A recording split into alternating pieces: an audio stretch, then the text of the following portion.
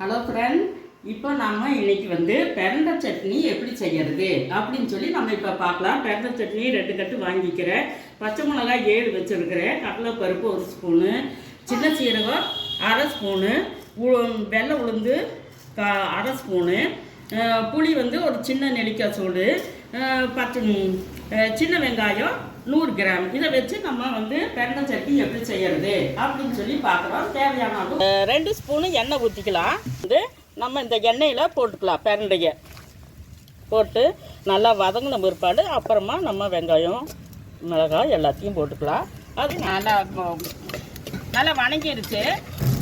மிளகாய் புளி அதோடவே சேர்த்திக்கலாம். உளுந்து, உப்பு, சின்ன சீரகம் எல்லாத்தையும் போட்டு நம்ம நல்லா வணக்கலாம். இது மாதிரி நல்லா வறுத்து எடுத்துக்கணும். எண்ணெயில் கொஞ்சம் போட்டு நான் வறுத்து எடுத்துட்டேன் விறகடுப்பில்.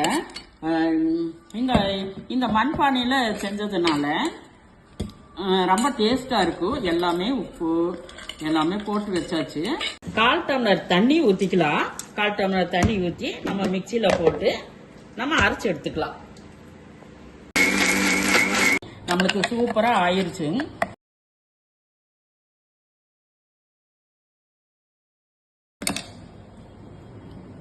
நல்லா சுட சுட சாப்பாட்டுக்கு இப்படி பிரண்டை சட்னியை போட்டு சாப்பிட்டோம்னா சூப்பராக இருக்கு. இப்படி பிரண்டை சட்னியில் சாப்பிட்றதுக்கு ரொம்ப நல்லா இருக்கு. நல்லா சூப்பராக இருக்குது. இதே மாதிரி நீங்கள் ஒரு முறை செஞ்சு பாருங்க. பிரண்டை சட்னி ரொம்ப நல்லது உடம்புக்கு. பை.